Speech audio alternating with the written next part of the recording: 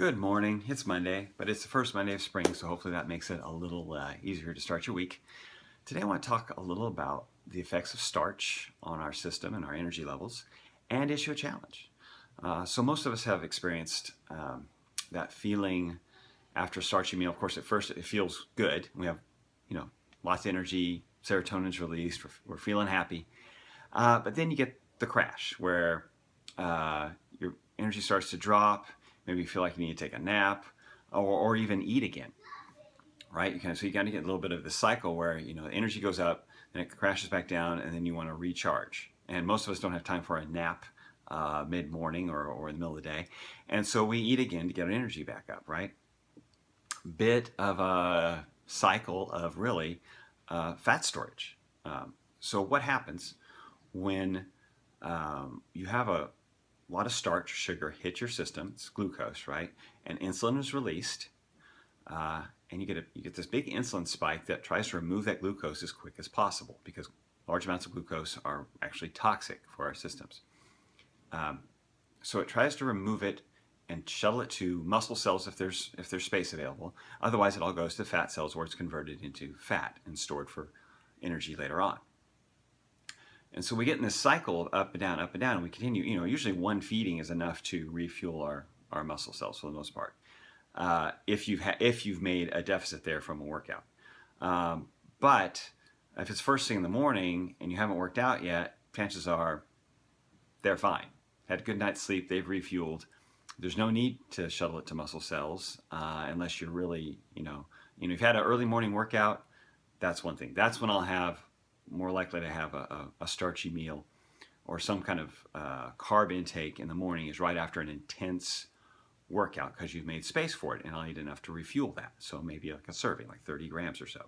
If you're trying to lose weight, 15 to 20 grams is probably plenty to help recovery, but still allow you to get back into a fat burning mode quickly. But most of us, we don't really need to have starchy meals ongoing throughout our day, okay?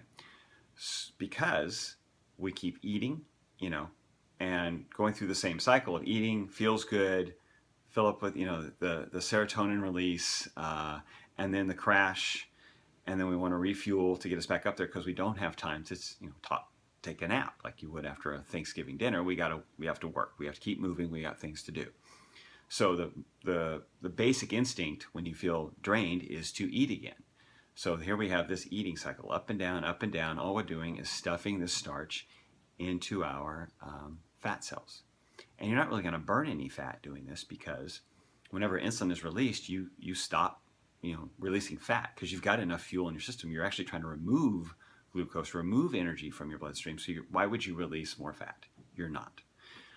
So until you stop filling the system with starch for a significant period of time, several hours at least, you're not going to really get fat being released for fuel. So here is the challenge. Start your day.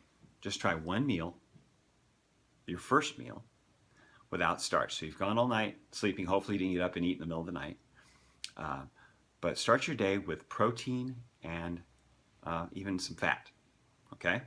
So it could be eggs, ham, fish, whatever protein, something with, 2 eyes and a mother, it's probably protein, okay? And a little fat, could be avocado, could be whatever most protein comes with its own natural fat. Keep that there, okay? Don't try to remove the fat because that stabilizes your energy levels when you can release fat. And when you just eat protein and fat, you're not going to get so much of an insulin bump, okay? So you'll get a small one whenever you eat something, but it will come back down very quickly and allow your body to release fat for fuel and burn the fat which you have just eaten. So if you have coffee, cream, great, it's fat, no carb. Don't add sugar. Find stevia if you need a sweetener of some sort. But try to think about protein, fat, maybe a little coffee or tea if you want, that's fine. Just don't add sugar to it, okay?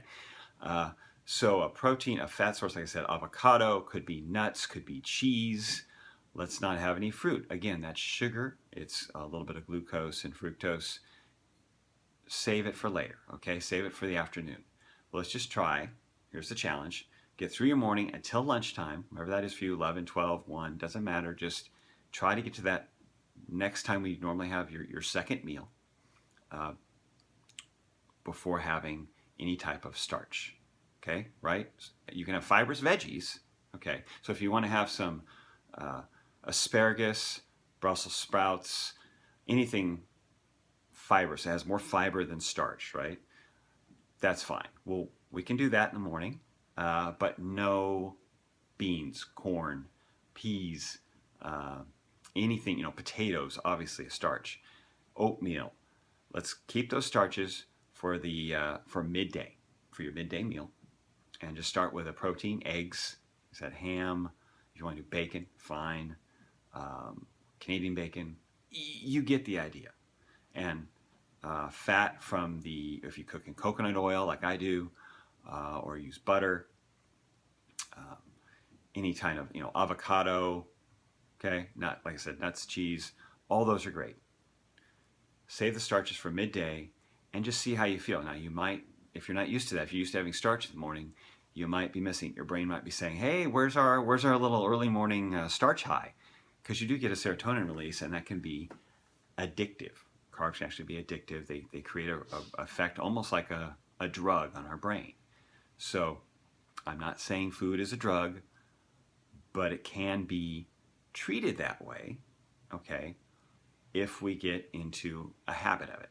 So let's try burning fat for the first part of the morning and try getting your body to get in a habit, or training that system to continue burning fat from your night's sleep, which is what you've been doing, right, through your night, and continue that fat burning through your day and see how you feel. Now, the first couple of days, it may be a little tough. You might say, I'm missing my starch. My challenge, that's the challenge part. Push through that. You can get plenty of food or calories from the protein and fat. Okay, but what's going to do is allow your body to release fat as fuel for the first part of your day. And after the first couple days, when it kicks in, you're going to find that your energy levels are much more steady, and you don't have that roller coaster effect. You don't have that cycle of wee and then low energy, and you got to refeed again. All right. So let me know how it goes. If you found value in this, please like, share, make a comment, ask a question. Love to have questions, and I'll talk to you later.